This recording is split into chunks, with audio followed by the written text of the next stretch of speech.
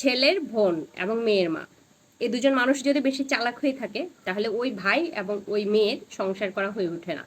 এটা একদম বাস্তব প্রমাণ। যে সংসারে ছেলের বোন বেশি চালাক হয় এবং ওই চালাকিটা এসে ভাইয়ের সংসারে, বাবা মায়ের সংসারে ফলায়, একইভাবে মেয়ের মা যদি বেশি চালাক হয়ে থাকে এবং ওই চালাকিটা এসে মেয়ের সংসারে অ্যাপ্লাই করে, তাহলে কিন্তু ওই সংসারটা কখনোই দীর্ঘস্থায়ী হয় না।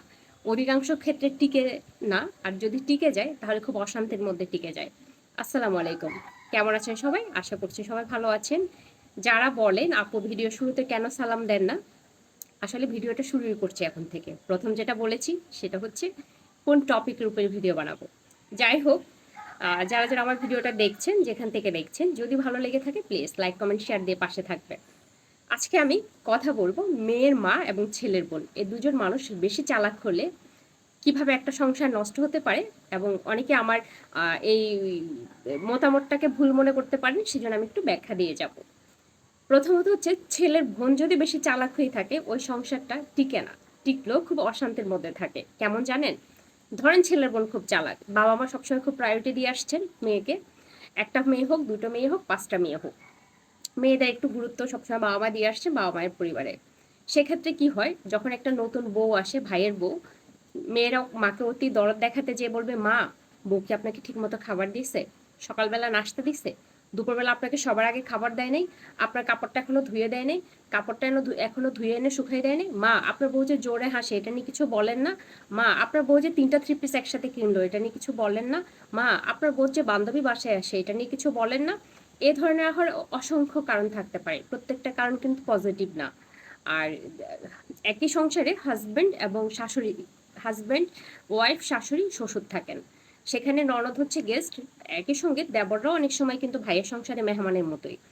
তো আমি, আমার শাশুড়ি আমার বাসায় থাকি, আমি কখন আমার শাশুড়িকে খাবার দিচ্ছি, সিচুয়েশনটা কেমন ছিল, ওটা আমি আর আমার শাশুড়ি মা জানি, অন্য কেউ জানেন না।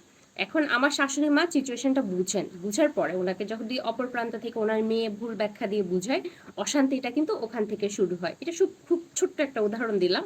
আবার এই উদাহরণটাই যে শুধুমাত্র একটা উদাহরণ এটা মনে করে কেউ আমাকে আবার নেগেটিভ কথা বলবেন না। এবার মেয়ের মার চালাকিটা বলি। মেয়ের মা ধরেন সবকিছুতেই, এই তোর ননদ রাশি কিছু বললি না, তোর শাশুড়ি এখন এত জোয়ান কেন তোর সাথে সমানভাবে কাজ করে না, জামাই কেন এতদিন বাজার করবে, ওনার অন্য ভাই বোনরা কই, আর ওনার বাবার জমানো টাকাগুলো কই, পেনশনের টাকা কিছু করে না। আচ্ছা, জামাই ঈদে বোনাস কত পেল, সরি বোনাস বলতে যে ব্যানাস বলছি, জামাই এই ঈদে বোনাসটা কত পেল? আচ্ছা, জামাইয়ের বোনাসটা কি পুরাটাই খরচ হয়? আচ্ছা, তোকে কিছু দেয় না, তোকে হাত খরচ দেয় না? তোর বাপ তো যা রুজি করে সবে না আমার হাতে দেয়, তোকে দেয় না কিছু জামাই? এই ধরনের অসংখ্য অসংখ্য সুবুদ্ধি কুবুদ্ধি মেয়ের মা মেয়েকে দিতে থাকে। সেক্ষেত্রে কি হয়, ওই মেয়েটা খুব দ্বিধাদ্বন্দ্বে ভুগে শাশুড়ির মতো। সেই জন্য একটা সংসার নষ্ট হওয়ার জন্য, ডিভোর্স হওয়ার জন্য সবসময় মেয়ে, ছেলে এবং ছেলের বাবা মা দায়ী না। আর স্বাভাবিক অর্থেই ধরে নেওয়া হয় ছেলের বাবা মায় দায়ী, কারণ যেহেতু মেয়েটা ছেলের বাবা মার সাথে থাকে।